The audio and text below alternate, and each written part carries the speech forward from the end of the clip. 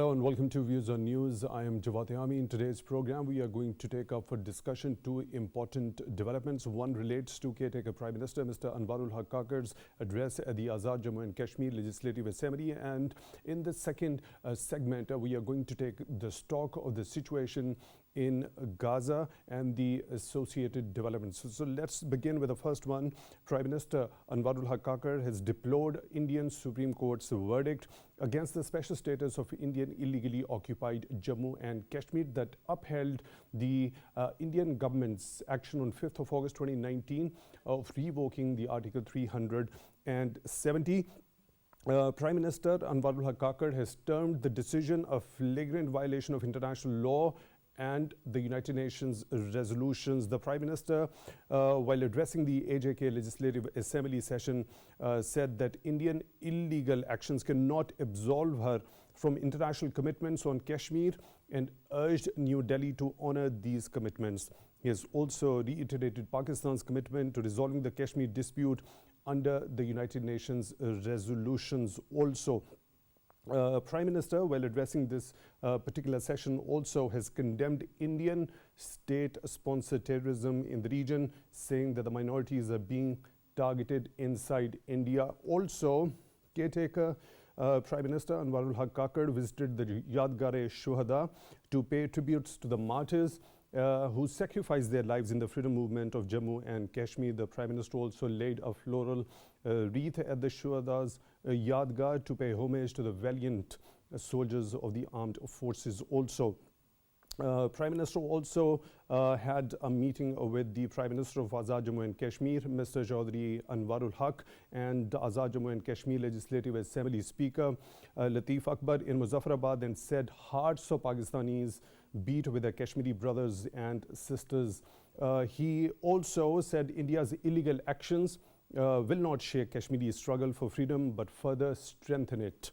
The Prime Minister of Azad Jammu and Kashmir and Speaker Azad Jammu and Kashmir Legislative Assembly also thanked the Prime Minister for expressing solidarity with the people of Jammu and Kashmir after especially the decision that has come forth by the Indian Apex Court. As to the address of the Prime Minister to the AJK Legislative Assembly, let's listen what the Prime Minister had to say there. India's unilateral and illegal measure of 5th August 2019 and a series of subsequent steps have been aimed at changing the demographic structure and political landscape of the Indian illegal occupied Jammu and Kashmir. These measures constitute a flagrant violation of international law as well as the UN Security Council resolutions on Jammu and Kashmir. The Indian Supreme Court's verdict are mere tools to consolidate its occupation. Domestic legislation and judicial verdicts cannot absolve India of its international obligations under the UN Security Council resolutions. In the eyes of international law, any process subservient to the Indian Constitution cannot be invoked to determine the final status of Jammu and Kashmir. Right, you just heard what caretaker Prime Minister Mr. Anwarul Haq Kakar had to say regarding what India has done to the internationally recognized disputed territory as per the United Nations Security Council resolutions. And of course, it happens to be the responsibility of the international community at this point in history in order to impress upon India, in order to take back those actions which are unilateral and illegal and in contravention to the international law and the United Nations Security Council resolutions. Let's begin with the second segment that relates to the situation in Gaza now.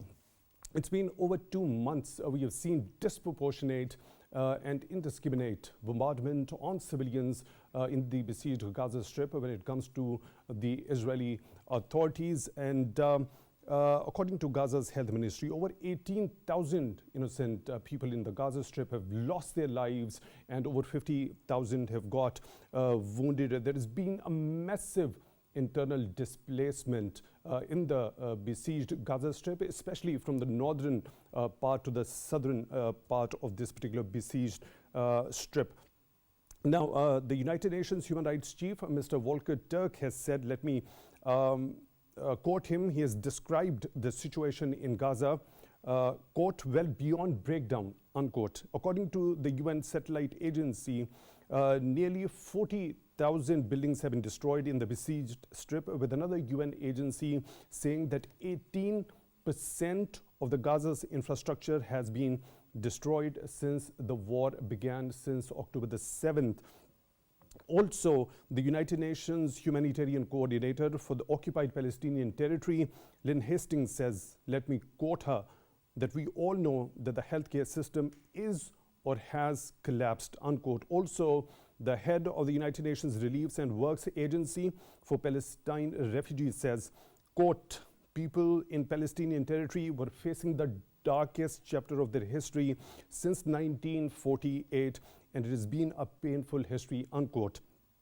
On the other hand, we have seen the statements coming from the top leadership of Israel, including the Prime Minister Benjamin Netanyahu, as well as Israeli Foreign Minister Naela Chohan. Now, the Prime Minister says, let me quote him, nothing will stop us. We are going until the end, until victory, nothing less than that. Also, the Israeli Foreign Minister has declared his government's determination of continuing with this war on Gaza with or without the world's support. Meanwhile, we have seen there was a statement by US President Joe Biden, who has warned Israel having a risk of losing the international support over its indiscriminate bombing of civilians. Also, in another major development, White House National Security Advisor Jake Sullivan will be holding meetings with the Israeli leadership, including the Prime Minister. There have been an international effort, a number of international efforts rather, in the recent past since this particular war began. But any sort of a resolution urging or calling or demanding for an immediate humanitarian ceasefire has been met with a veto at the United Nations Security Council in particular. But we have seen a second such attempt at the United Nations General Assembly. A resolution has been overwhelmingly adopted by 153 countries, which have demanded an urgent, immediate ceasefire over there. Earlier, there was a vote in the United Nations General Assembly back in late October also. That was also adopted, but this time around, the number of countries which have voted in the favor of this particular resolution have gone far higher as compared to the number which was in the last vote.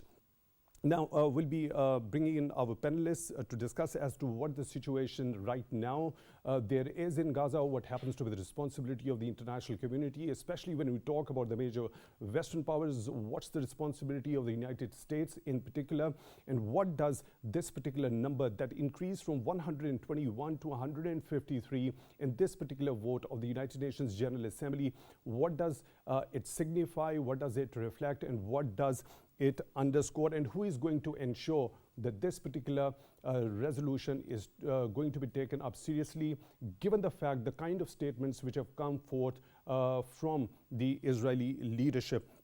To discuss all that, we are honored to have been joined in the studio by Ms. Naela Chohan, former ambassador and former special secretary for Foreign Affairs.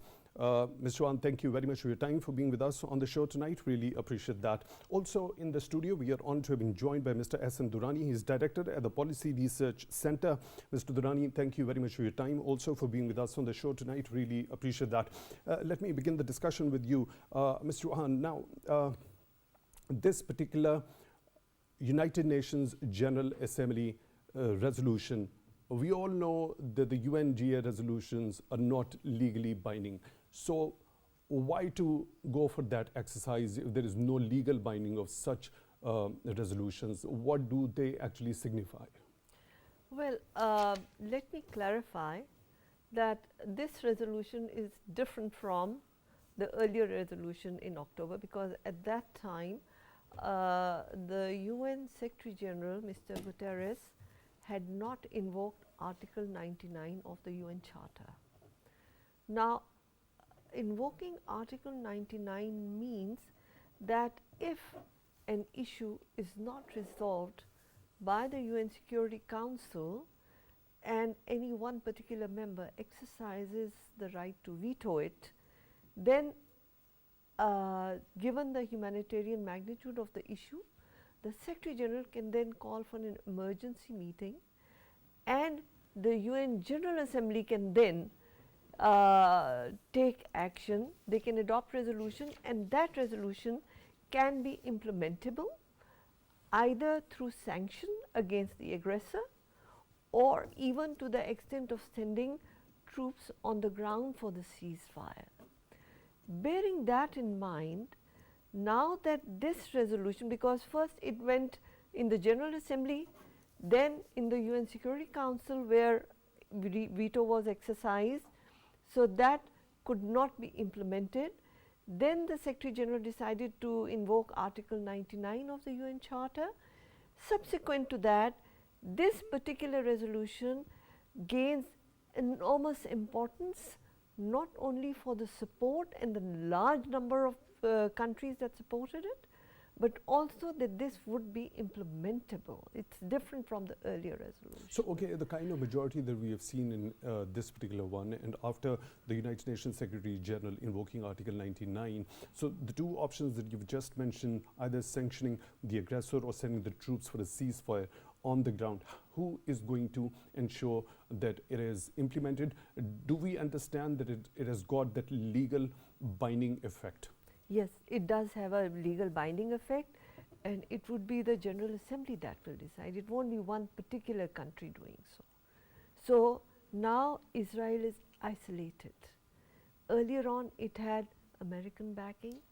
Now United States, even Mr. Biden has said that Israel is getting increasingly isolated and is not any longer getting that support. That's a very important point that you've just highlighted. Is it only Israel that is getting isolated in the international front, or is it the US also along with Israel which is getting increasingly isolated when it comes to the Israeli policies and what it is actually doing since 7th of October with the innocent people in Gaza? Mr. Durrani, what's your understanding of the importance and the significance of this particular United Nations General Assembly resolution that is being passed? Overwhelmingly, we have seen many countries which had either voted against the earlier resolution back in late October and or either had abstained. Many of them have come this time around voting in favor of this. What does that mean? Do we understand that is a global sentiment that is shifting against what Israeli policies are at the moment? Yeah, I think prior to this General Assembly resolution, the scale of the genocide has been different, but now, as you mentioned, that more than 18,000 Palestinians have been massacred. More than 75% of Gaza Strip has been taken over by the Israeli Defense Forces, and they continue to crack down on what's left of Gaza. And just today, the Israeli Defense Minister has issued a statement that this conflict, this war will continue for months. He did not mention a week or days, he said months. So I think any amount of international condemnation or UN General Assembly resolutions won't stop Israel from what they are trying to achieve in the Gaza Strip, which is to completely annex it like they did in the West Bank, but this time through brute force. I think coming back to your question on how the US US support will play out, I think it's very clear that no amount of how much amount of genocide or killings or destruction Israeli forces carry out in Gaza, the US will continue to support it, no matter how much condemnation, international condemnation it gets. I think it's part of the US foreign policy. We have to understand is that the survival of Israel is very integral to the United States, and then you have the Israeli lobbies in US which are very powerful beyond our imagination. They control the Federal Reserve, they control the Congress, they have the people on the Hill. So I mean, you cannot outmaneuver them in this case. So I think, and given the history of Israel, I mean, we are seeing that Israel has been isolated. Israel is very immune to international condemnation. You just look at its history, and UN has passed hundreds of resolutions in the past as well. I mean, this one may be legally binding, but I think the UN does not have the instruments to enforce it on Israel. That is the particular question. What kind of options or measures are required for the United Nations after the invocation of this particular Article 99 by the United Nations Secretary General? What measures as specific to enforcement of it are required? Well, I mean, this has to go to the UN Security Council and UN Security Council has to, No, even if it has got the legally binding effect after the invocation of Article 99, United Nations Secretary General, still it has to go for the United Nations Security Council. Well, I mean, I cannot speak to the exact technical details of it, but I mean, the legal, the implementation or the force which, it has, it's the UN Security Council, the members of the UN Security Council who can really implement this on Israel and can, I mean, UN can only send their peacekeeping forces, and that is also when, there is a ceasefire agreement has been reached. Your point is well taken. I'll come back to you. We are honored to have been joined by another participant on the phone line, Ms. Maliha Lodhi, Pakistan's former permanent representative to the United Nations. Ms. Lodhi, thank you very much for your time, for being with us on the show tonight. Really appreciate that. Now, specifically talking about the latest United Nations General Assembly resolution with 153 countries voting in favor of an immediate humanitarian ceasefire. What do you think? What's the significance? Do we understand, as we have had a discussion already, as Ms. Naela Chohan is of the view that after the invocation of Article 99 by the United Nations Secretary General, this particular resolution of the United Nations General Assembly has a legally binding effect? Well, first of all, let me say that the General Assembly resolution was passed by a 3/4 majority, almost, which shows where global opinion is today. It's decisively in favor of an immediate ceasefire. But having said that, no General Assembly resolution has binding effect. And this was the second resolution, as you would recall, that has been adopted by the General Assembly. And each time this resolution by the GA has followed the use of the veto by the United States in the Security Council. In fact, that is what has forced the Arab group and the OIC countries to request sessions of the General Assembly. And this was the second one after the crisis after, in fact, Israel's war on Gaza began. The second GA session that has adopted this resolution. Now, the aim of the resolution is, of course, to mount, first of all, to indicate where global opinion is, which it has very, very clearly. And secondly, to mount diplomatic pressure on the United States.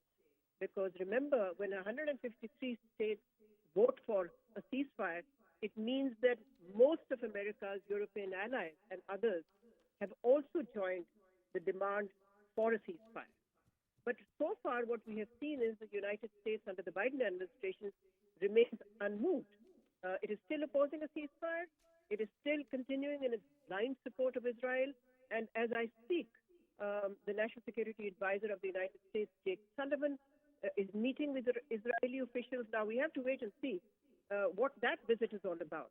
Because increasingly, it seems that the United States is coming under pressure. But it's still not enough to make the U.S. change its position and change course. Do you think by looking at this particular statement, which has come just a couple of days before by the US President Joe Biden, warning Israel of risking of losing the international support, and now this particular visit by White House National Security Advisor Mr. Jake Sullivan with the Israeli officials, do you think after the kind of statements which have come from the Prime Minister and the Foreign Minister of Israel, there is a possibility that this particular visit, during this particular visit, Mr. Jake Sullivan is going to influence and make the Israeli authorities about their grave historical blunder, perhaps? Well, so far that hasn't happened, and I see no indication of that. I think all the United States has said, its officials have said, is that civilian lives must be protected. But it seems that American officials are speaking from both ends of their mouth, because on the one hand, they say civilian lives should be protected. On the other hand, they continue to arm Israel, to send huge amounts of weaponry to Israel. So, as you rightly say, Israeli officials, the Prime Minister and the Defense Minister have continued to say, and they repeated it today, that the war will continue, that they will continue. And this is going to be a long war. Now, what we're hearing is that the U.S. Is trying to convey to Israel that there should be some kind of a time frame for ending the war. But we haven't seen them exert the kind of pressure that is needed, nor do I think the U.S. has been firm in this position. So I don't know, it's hard to say. what the outcome of Sullivan's visit to the Middle East will be, or to Israel will be. But for now, the U.S. and Israel are isolated. I think not just in the United Nations, where we just talked about how a decisive majority is clearly in favor of a ceasefire, but also across the world, where you are seeing demonstrations and protest rallies in solidarity with the Palestinians. So we have a situation where almost the world, is on one side, and on the other side is Israel backed by the United States. Ms. Maliha Lodhi, Pakistan's former representative to the United Nations, thank you very much for taking time out for Views on News tonight. Really appreciate that. Ms. Naela Chohan, now going back to that very same question has been already mentioned by Mr. Durrani. Do you also think that this particular enforcement has to take its route from the UN Security Council once again? No, it doesn't have to go through UN Security Council again. But we were talking about the timelines. You know that Netanyahu is also going into elections. So by January, he has to have a good support of his own people. And this is the first time that in Israel, the families of the hostages have protested and have told him that he has taken war as his first choice rather than saving lives. This has weakened his position. So internally also, Netanyahu is facing a lot of difficulties, and he, being a politician, has that pressure on him. So it is not as simple as it seems. So don't you think it should actually, the kind of protest or the kind of resentment among the heirs of the hostages he has to face right now by choosing war rather than going and getting them released, don't you think it should serve as a wake-up call, and he should rather start working on that front and reduce, or at least go for understanding that he should be reducing the aggression against Gaza? Yes, it should be, and also Mr. Sullivan's visit would perhaps contribute to that, because while USA is continuing to support Israel, it is also giving right signals to Israel that it is getting isolated internationally, but also domestically. Netanyahu's regime is getting isolated, and he cannot carry forward his agenda, like Mr. Durrani said, that their agenda seems to be, taking in Gaza as part of Israel, the greater Israel that they have always been talking about. So if they do that, then Netanyahu is thinking that he will get more support of his people, but actually it has backfired. And now his own people are protesting in front of his office, which is, I hope, a deterrent to his continued violation of international law. So going back to the very question, so the enforcement of this UNGA resolution, does it require its passage once again through the UNSC? And if yes, so what was the point of invoking Article 99 to give it a force of getting a binding effect? No, the procedure for Article 99 is different. And that's why the Secretary General invoked it, because he saw that in UN Security Council it didn't work. Veto was exercised. And when that is exercised in a grave situation as this, then Secretary General has the right to invoke Article 99. And once he has invoked it, then this, this was an emergency meeting of the UNGA, this was not a normal meeting. And there, this resolution was passed with such a heavy majority that now they have to decide what action will be taken, but I am confident that action will be taken. Right. So as per the procedure, if there is any under this particular article, what likely enforcement measures the UN can adopt from here onwards? As I said, according to this article, they have two choices: the sanction or ceasefire through peacekeepers. Now that depends on further debate in UNGA on how UNGA decides. Right, Mr. Durrani, now as coming back to that very point, the kind of statement that has come from US President Joe Biden warning Israel of losing the international support. On the other side, we see their foreign minister says that we'll continue with the war, either with the world support or without it.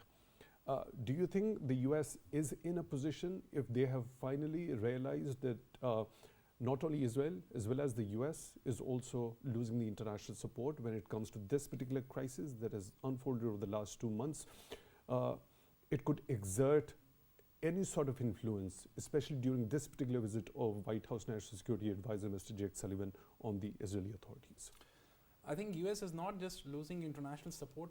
Biden administration or Biden himself is losing Muslim vote in the US, and he's going into an election year, and a lot of majority of the Muslims in the US are Democratic voters, and just Pakistani, we have almost 1 million Pakistanis living in the US, and the Muslim vote is really important for Biden, and I think he has to appeal to that as well by countering and giving out such statements.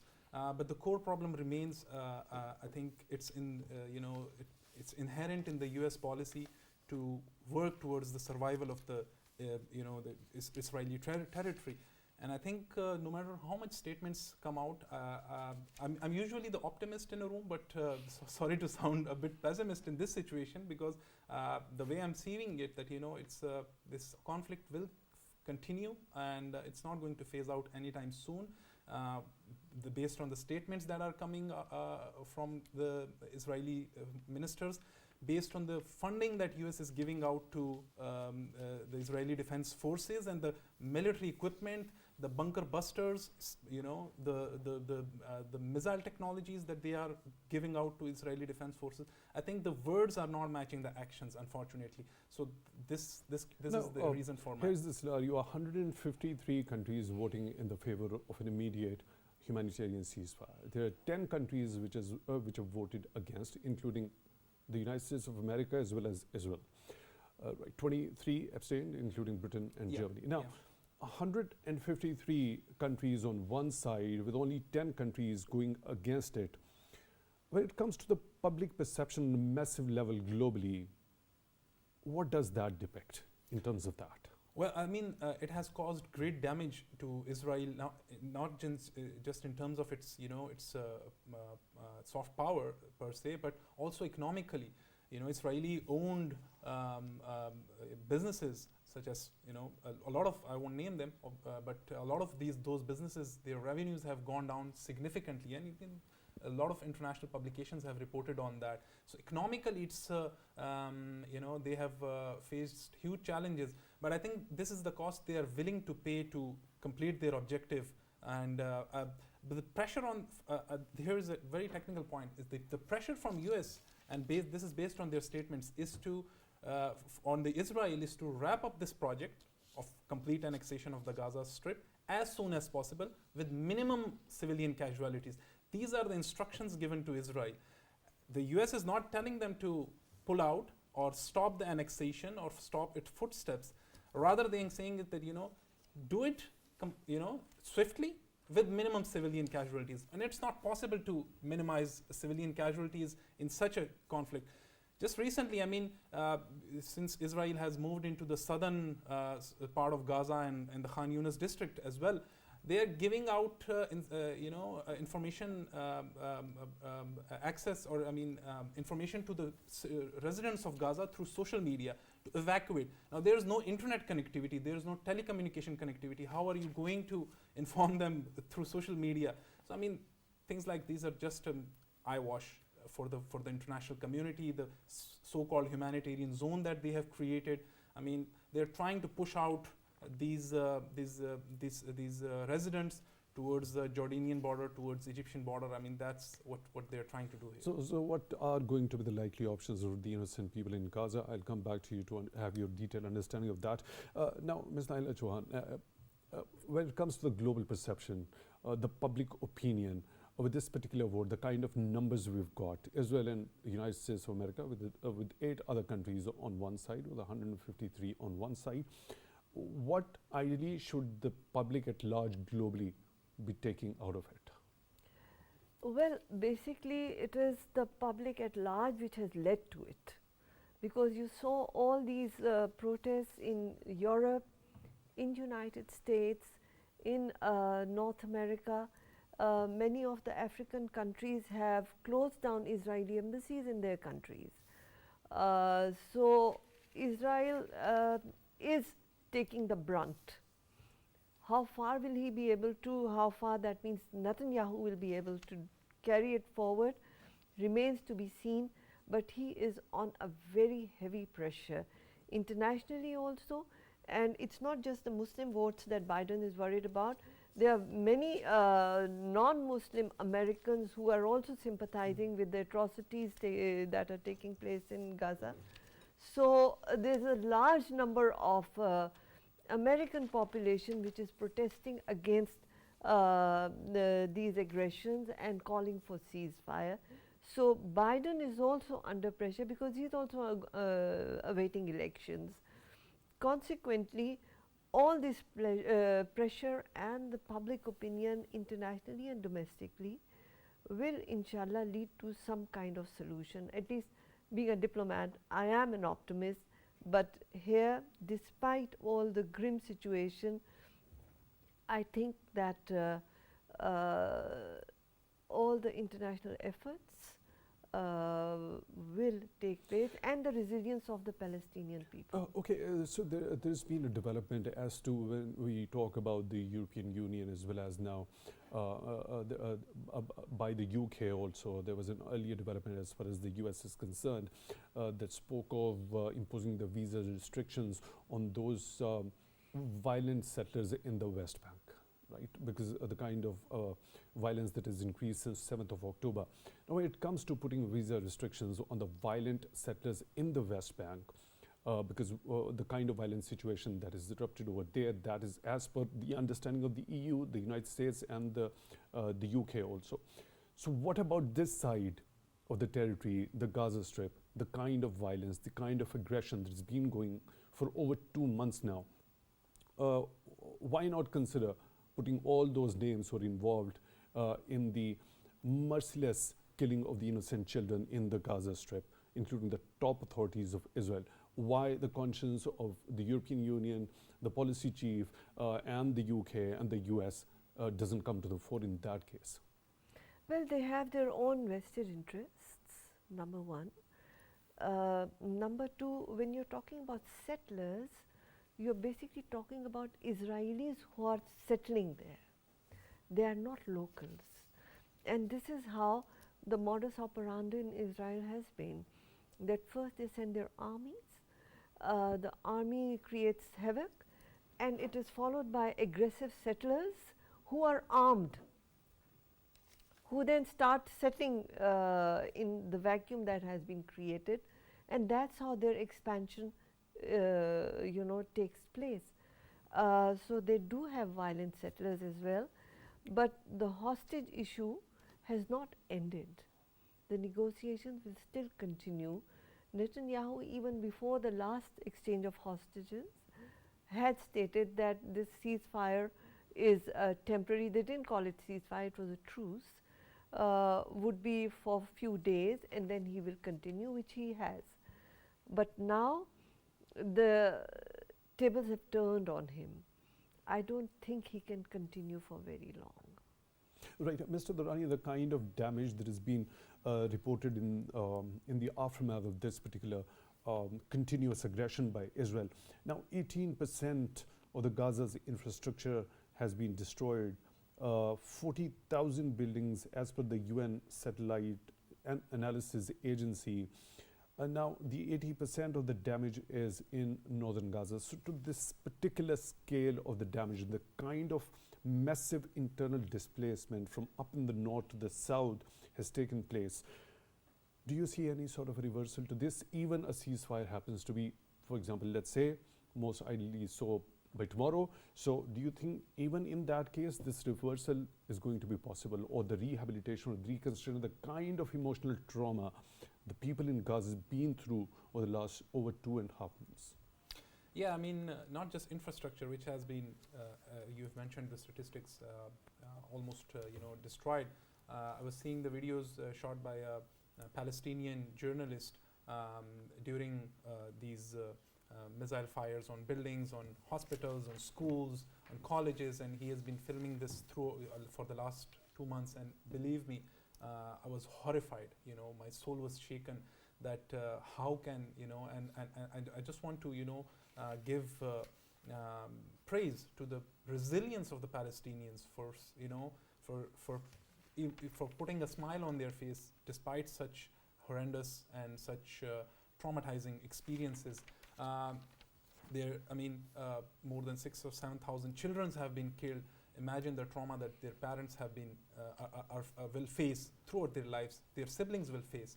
The infrastructure damage cannot be reversed, of course, and what the Israelis are really trying is to, that no life ever take place in the Gaza Strip, no Palestinian life take place in the Gaza Strip. That's what they're trying, and they want to completely wipe out the city and its infrastructure and rebuild it, just like they have done in the West Bank. So that's the agenda, and you have to view every action, Israeli action in the Gaza Strip through this prism, and then you will understand how and why they are doing what they are doing actually. Ms. Naela Chohan, what's your understanding? Do you see any sort of reversal to this proportion and the scale of the damage and the destruction and the kind of emotional trauma that is associated with the people who are under relentless bombardment for the last 2 months? Well, there are two aspects to it. One is the humanitarian and the other is political. In the political realm, they're talking about whether it would be a two-state solution, which Israel has rejected. Earlier on, their narrative was that they are doing this atrocity because these people are against or they do not recognize Israel's existence, and it was in self-defense. Now, the kind of atrocities they have committed has proven that this was not self-defense.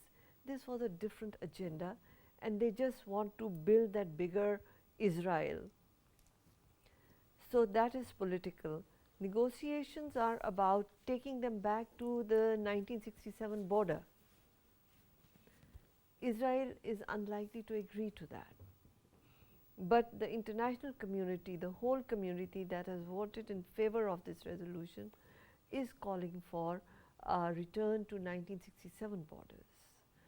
The other aspect that you're talking about are the humanitarian aspect, the trauma, the destruction, the suffering, and a lot of people are asking Israel that if their pretext was to kill Hamas or finish Hamas, these actions, would they not be contributing to more radicalization of that population that sees such misery and such treachery?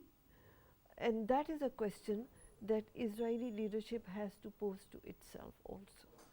Right. So now, Mr. Durrani, you already mentioned the word resilience. Now, there is a statement by the head of the UNRWA. Let me quote.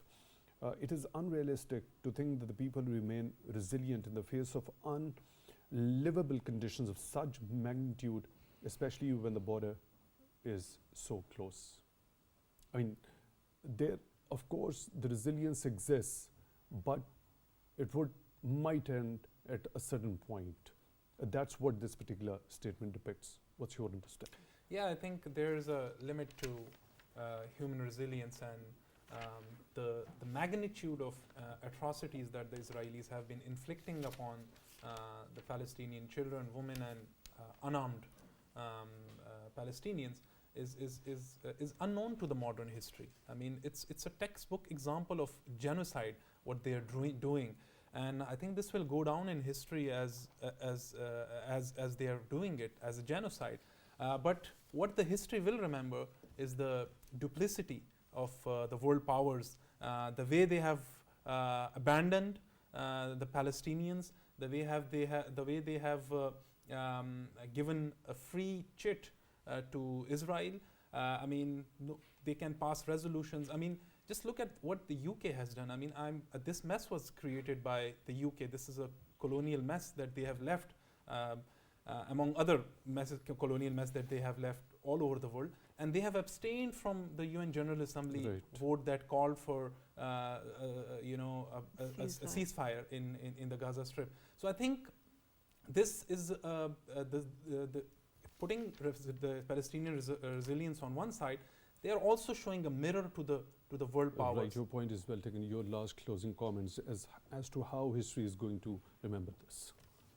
Well, history will remember this as unprecedented genocide, and for a nation that has always claimed to be victim of genocide and Holocaust could commit such genocide itself.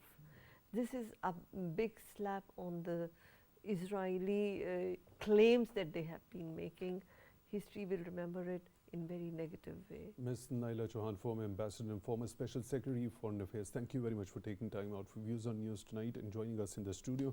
And also Mr. Ahsan Durrani, Director of the Policy Research Center, thank you very much for your time also for being with us on the show tonight. Really appreciate that. And I'll conclude today's episode with the statement made by Pakistan's permanent representative to the United Nations, Mr. Munir Akram, says Israel's goal is to erase not only a people but the entire idea of Palestine. Is a carbon copy of the massive campaigns of racial slaughter by other settler colonial regimes in history.